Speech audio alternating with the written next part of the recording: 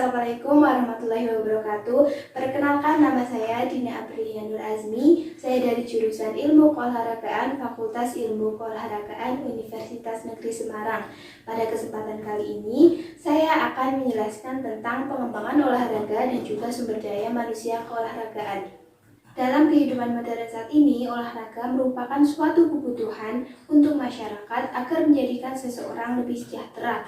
Olahraga pada zaman modern saat ini semakin diperlukan oleh masyarakat di tengah kehidupan manusia yang semakin kompleks. Hal tersebut dapat terjadi karena kebutuhan dari manusia untuk menjaga serta mempertahankan keberadaannya agar terhindar dari berbagai penyakit.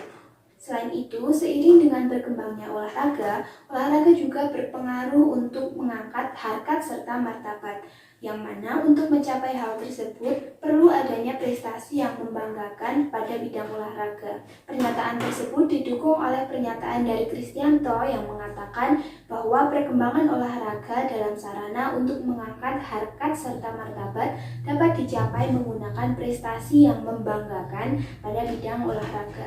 Nah, dalam melakukan pengembangan dan pembangunan olahraga, perlu adanya pengelolaan yang sesuai, yaitu diantaranya pengembangan dan juga penggalangan sumber daya keolahragaan. Nah, perlu kita ketahui terlebih dahulu apa sih hubungan antara pengembangan olahraga dan juga sumber daya keolahragaan.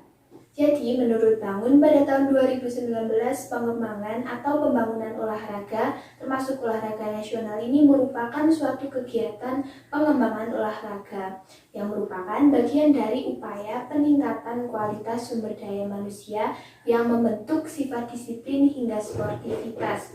Nah, pembangunan atau pengembangan olahraga sendiri bukan hanya kewajiban pemerintah, namun kesadaran dan juga tanggung jawab dari masyarakat juga diperlukan melalui olahraga sebagai pola hidup hingga prestasi. Dalam melakukan upaya pembangunan dan pengembangan olahraga, tentu diperlukan adanya pembinaan olahraga yang sistematis, terencana, dan juga terstruktur.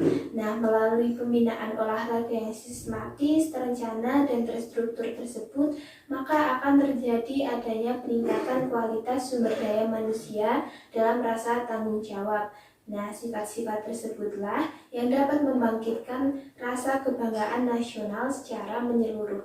Sampai saat ini kita tahu bahwa hubungan antara pembangunan atau pengembangan olahraga dengan sumber daya manusia ini merupakan salah satu unsur yang cukup penting karena di dalamnya terkandung nilai-nilai positif yang membangun karakteristik yang mana dapat dijadikan sebagai dasar terbentuknya kualitas sumber daya manusia. Nah, selanjutnya kita akan membahas tentang sumber daya manusia keolahragaan. Tentu kita perlu ketahui terlebih dahulu apa itu sumber daya manusia. Jadi menurut Hadari, sumber daya manusia itu merupakan suatu aset yang berfungsi sebagai modal pada suatu organisasi yang dapat diwujudkan menjadi potensi nyata, baik fisik maupun non-fisik, dalam mewujudkan keberadaan organisasi tersebut. Nah, itu merupakan pengertian dari sumber daya manusia sendiri.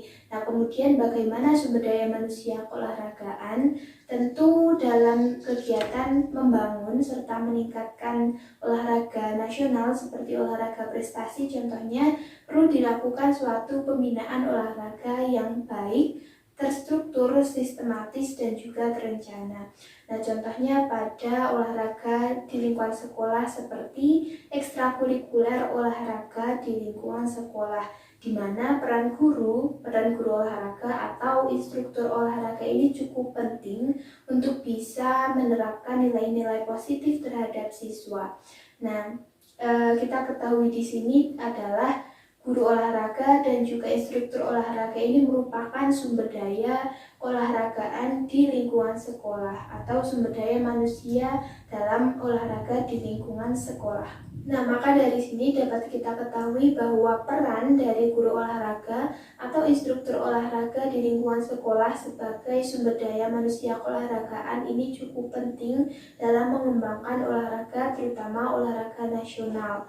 Nah, maka dari itu penggalangan sumber daya manusia yang berkualitas dan yang baik perlu dilakukan dalam kaitannya untuk mengembangkan olahraga termasuk olahraga nasional. Nah, kembali lagi kepada contoh sebelumnya tentang ekstrakurikuler olahraga, yaitu kegiatan ekstrakurikuler olahraga sendiri ini merupakan suatu kegiatan sebagai wadah bagi para siswa untuk dapat meningkatkan potensi, minat, dan juga bakat pada lingkungan sekolah. Nah, maka dari itu sumber daya manusia seperti guru olahraga atau instruktur olahraga ini dapat digunakan untuk dapat mengembangkan kegiatan olahraga di lingkungan sekolah, contohnya ekstrakurikuler olahraga. Nah, sehingga hasil yang didapat nanti dapat berupa pembinaan olahraga prestasi yang meningkat di kalangan pelajar. Nah, dari penjelasan dan contoh tadi, mungkin dari kalian berpikir bahwa sumber daya manusia itu hanya berasal dari guru olahraga saja atau instruktur olahraga saja dan hanya di lingkungan sekolah saja. Namun, sumber daya manusia itu juga bisa berasal dari luar lingkungan sekolah. Contohnya pada suatu pertandingan. Nah, sumber daya manusia keolahragaan itu bisa berasal dari olahragawan, wasit, juri, bahkan juga komentator olahraga. Nah, dalam upaya meningkatkan serta mengembangkan dunia olahraga nasional, perlu adanya kerjasama antara pemerintah dan juga masyarakat untuk dapat ikut meningkatkan serta mengembangkan olahraga dan juga peningkatan kualitas sumber daya manusia dalam dunia olahraga, sehingga dapat tercipta pengelolaan olahraga yang terstruktur dan baik.